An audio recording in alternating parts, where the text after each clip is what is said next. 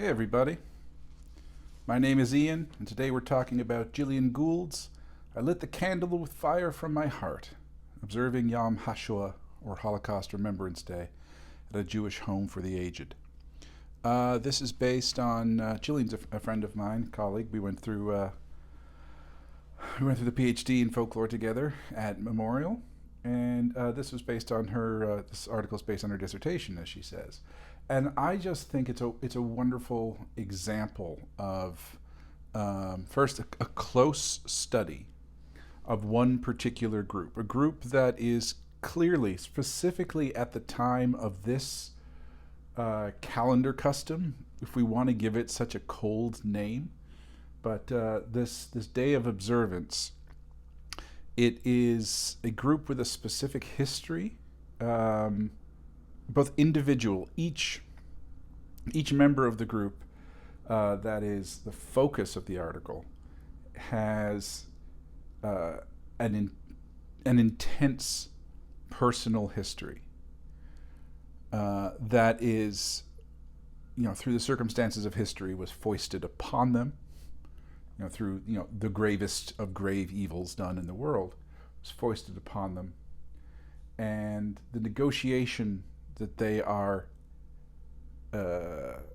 enacting and reenacting through this day of remembrance. So what this moment is, there's sort of two things. One is this is Yom HaShoah was a day that was set by the Knesset, the Israeli government, at the very beginning of the Israeli state, as an official day for commemorating the Holocaust. That one of the things that one does in Jewish tradition is Kaddish, which is the prayer that one does on the anniversary of someone dying. So typically as much as we can talk about a best case scenario, when your loved one, when your parents, when whoever has died, and then every year on that day, there's a prayer, a mournful remembering prayer. And what happens when you are talking about something where you don't have the date? We were talking about the extermination, and that someone is gone, and you have no record of precisely the day that they went. How does one do that appropriate thing? How does one do the appropriate act of mourning and remembrance? And that wasn't one person's dilemma.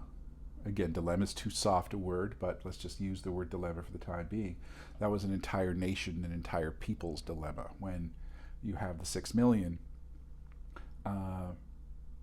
you have 6 million indeterminate deaths in terms of date, and therefore you have all the descendants, the survivors, with an indeterminate time. So the idea is that there would be a day. There are other days on the calendar already, and this would be the day that would be specifically for this event, that we could collectively say Kaddish, we could collectively remember, we could collectively recombine, reaffirm both our profound sadness, but also the determination that it won't be forgotten, and the determination that it won't be repeated, and the determination that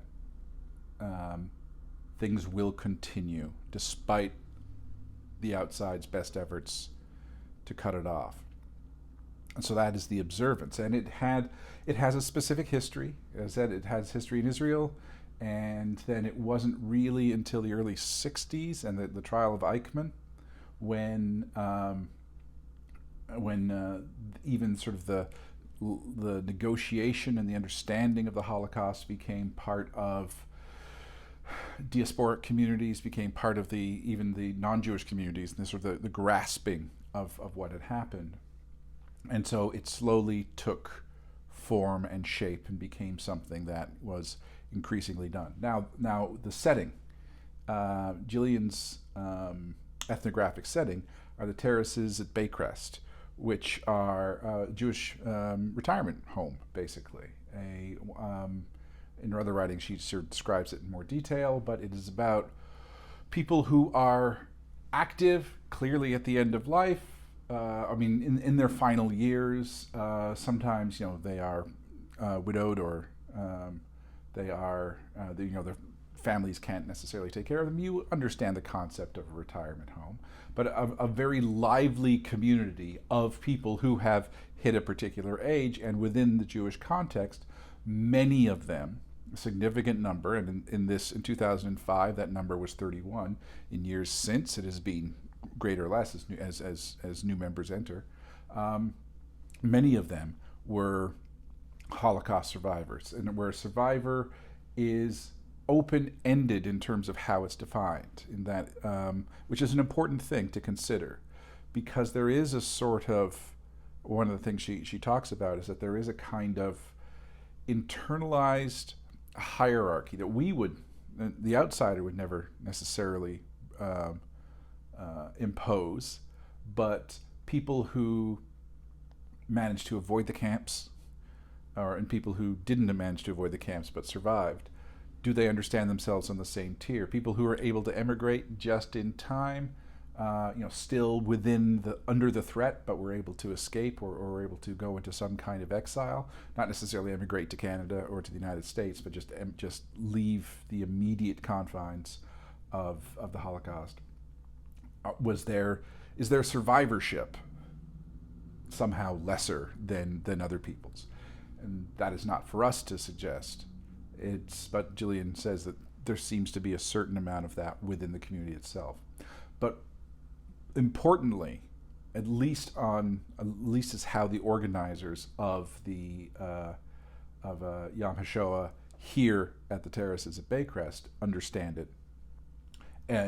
To survive is to survive. To have lived in Europe at that time is an act of survival, and that is those are the people who are being centered at this particular moment. So there's a lot of good, thick description. He focuses on 2005 in particular. And this community is defined in part, again, retirement communities are defined by age, and Jewish retirement homes are defined by participation in Jewish identity. And so the question is, particularly under the shadow of the Holocaust, where Jewish identity is something that is as much defined by the circumstances of other people having imposed a stigmatic identification with that identity. And so having undergone that is something that is of a different register than perhaps other cultural or religious ways of identifying the self. One of the things that she takes a lot of time to talk about are trauma narratives. And the Yom HaShoah is an interesting example of that. The trauma narrative, and you can read other work, you can read Amy Schumann, you can read Lucy Lawless, you can read Diane Goldstein. Trauma narratives are about the reconciliation, the attempted reconciliation of truly horrific events that are so horrific that they practically defy being able to be turned into words. We have this issue of untellability in folklore studies, this notion of expressions, of the desire to communicate an experience, or really the imperative to communicate an experience, and yet the utter horrificness of it is such that it is almost impossible to express. Words fail us. And so we will often come across narratives of asylum, narratives of domestic violence, Holocaust narratives, sexual assault, incidents that are, that defy the expectations of how the world ought to be. And as we hear their accounts, there's often literal gaps. People will elide their stories so that what should be the pivotal moment is absent.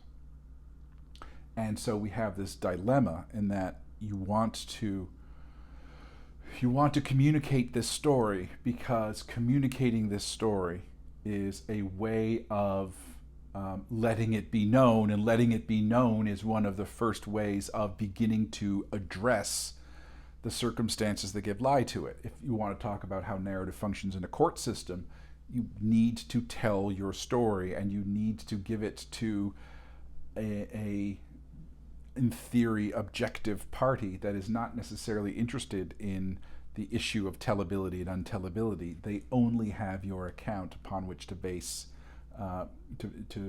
base their judgment, and therefore they kind of need to hear it. And the absences don't necessarily speak to them in the way that another audience might find speakable. And so narratives, so we come up with ways to coach people, to coach ourselves into being able to make this untellable tellable.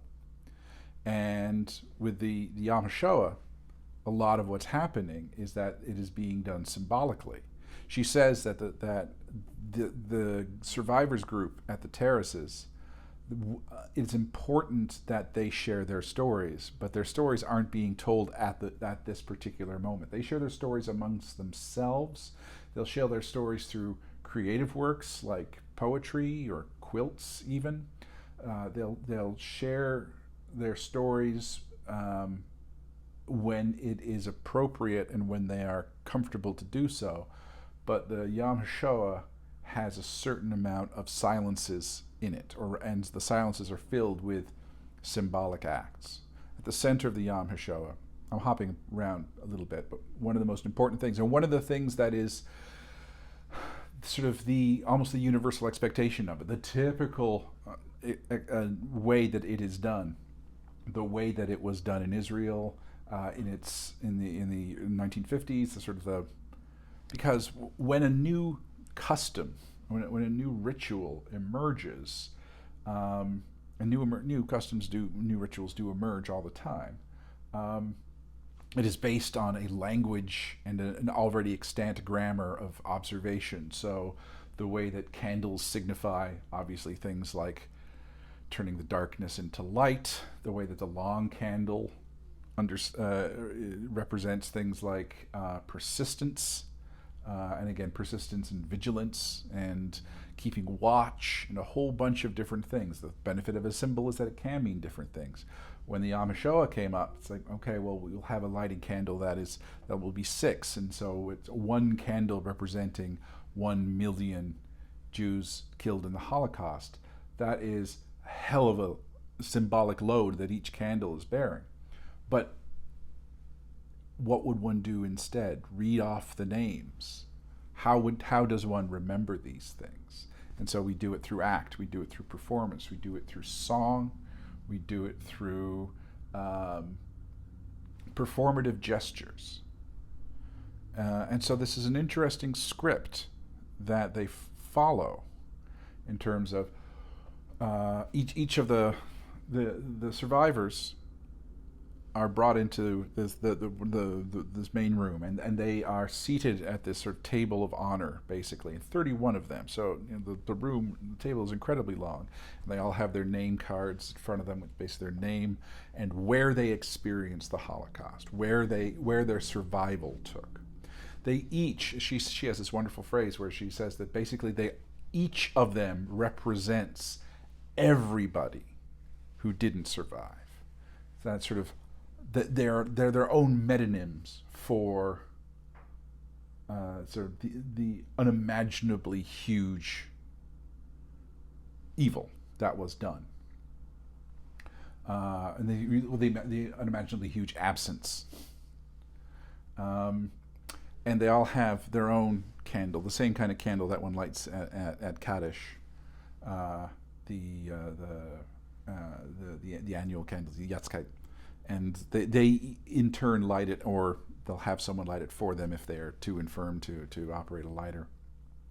And then the 6 candles are lit by, in this instance, it was 3 children from the local community, and a prominent Gentile, a member of the armed services, and a child of a survivor. And so, but by lighting these candles, these long candles as opposed to the smaller candles of the Kaddish, they represent. They represent, and they use the language that is appropriate to representation. They use the Kaddish prayer. They use songs of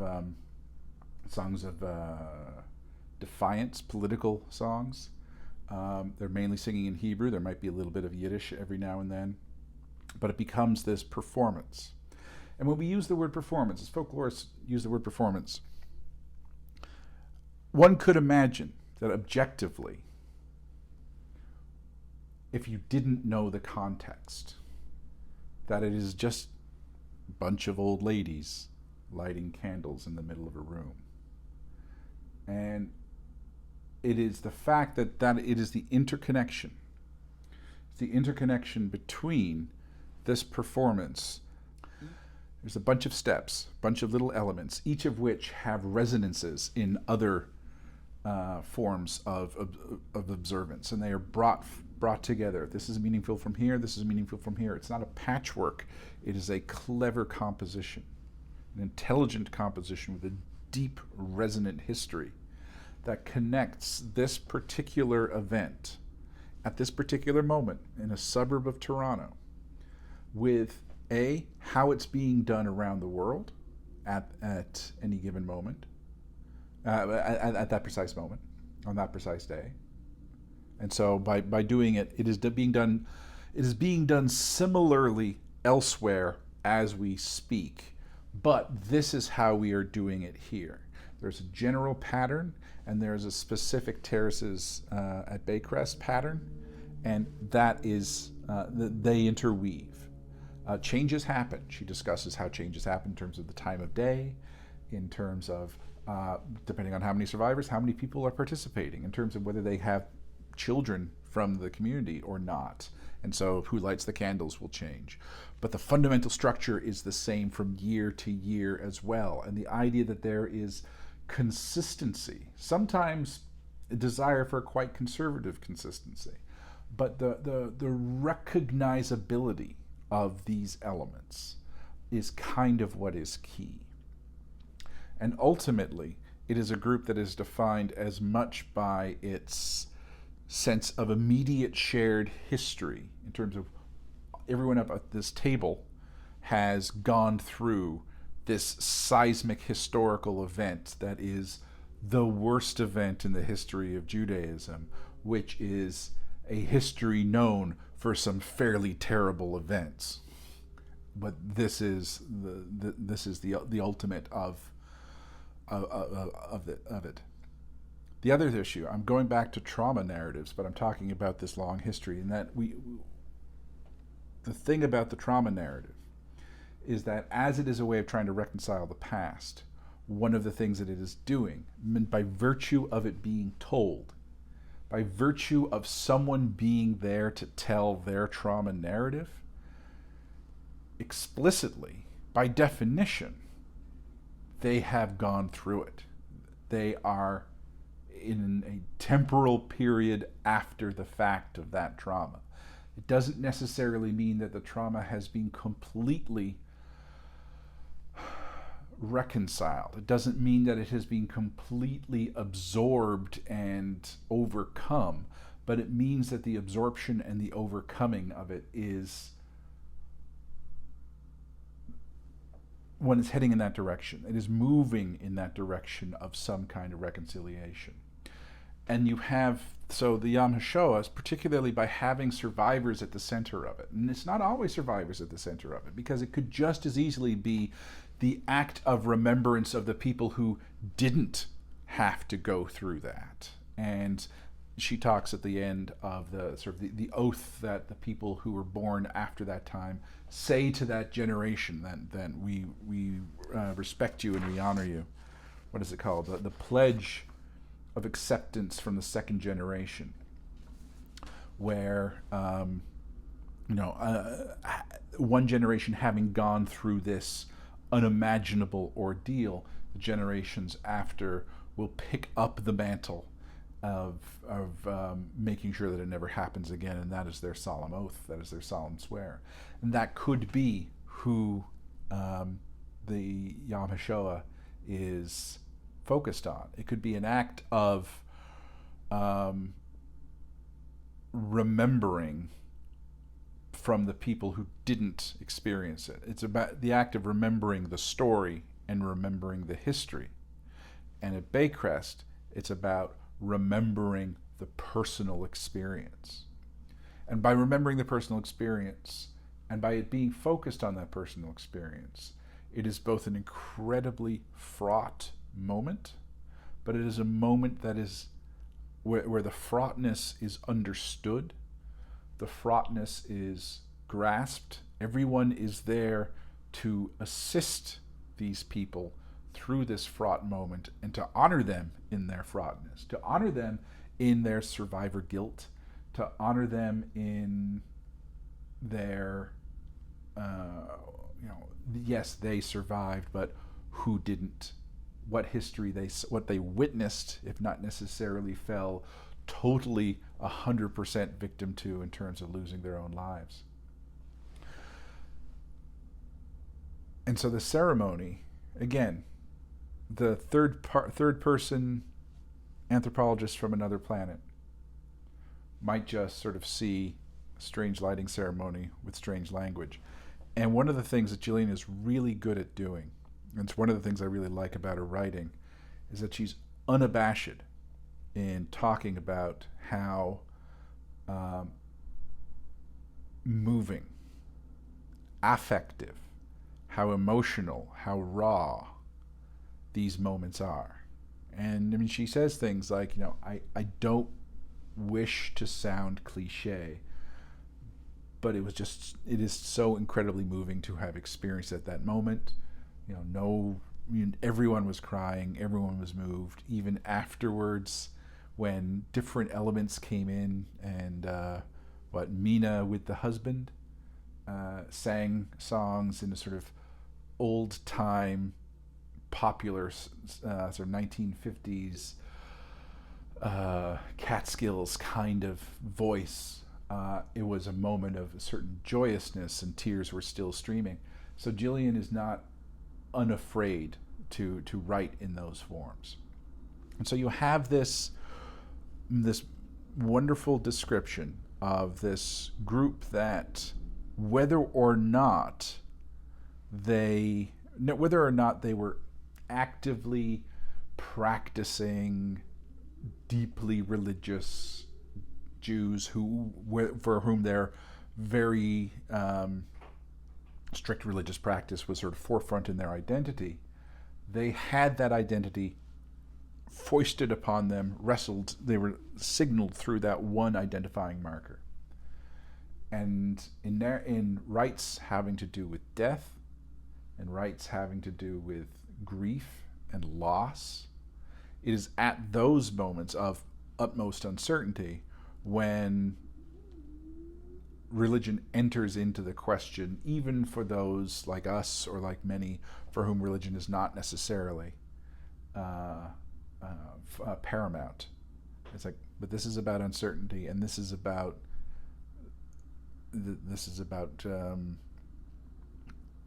what is proper. What is proper in the face of unknowing? Well, I'm going to go back to what my group tells me is proper in the face of unknowing. And that will give me not a scientific objective answer, but that'll give me solace. That will give me the next phase of an answer. That will give me the next stage of a story, so that I have a language for coping and a language for understanding. So it's a hard article, not because it's hard to read. It's a very, very clear bit of writing. It's a very humble article because it is focused on a small ethnographic scene. Really, the whole thing is about one afternoon in 2005. But it just has these resonances. And it reminds one that that the rationale for gathering together and remembering, and gathering together and participating in these performances, however much they might seem to be strangely contrived, are actually these moments of collective catharsis, collective remembrance, collective vigilance, collective defiance, and a sense of the group believing itself ongoing and permanent, and however elastic that permanence might be, or however elastic and changing and adapting that group might be, nevertheless a thread of continuity through even the darkest of times, back to a history that predates that predates the history of everyone in that room, that predates generations, that predates. It goes back to an literally, where we get the expression, an antediluvian history, that nevertheless is still here. And so, if there's such a thing as a trauma narrative, which there is, this is fundamentally a trauma custom, in that it is a remembrance of something that defies articulation and yet needs to be articulated somehow, if only through performance, if only through symbolic action, lest it otherwise be forgotten. Yeah, it's a great article. As I said, it's not a fun article, but it's a great article. Yeah, sorry if I bummed you out, but the thing that Gillian does is she doesn't allow you to forget either the profundity and the sadness that the people felt, but also the joy that, and the sense of purpose, and the sense of reaffirmation, and the sort of chiaroscuro of the contrast between the darkness and the light. And so both of those themes are in. So when I said it's not an easy article, or as I say, it's a hard article, there is a joyfulness to it. It's a poignant joy. It's not an unabashed joy. And so the article that I've been talking about today is Gillian Gould's "I lit the candle with fire from my heart, observing Yom HaShoah at a Jewish home for the aged." My name is Ian. As ever, my friends, I wish you nothing but the best. Be well, and bye-bye.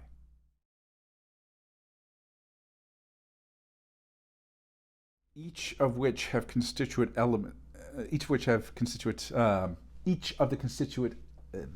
let me start this again.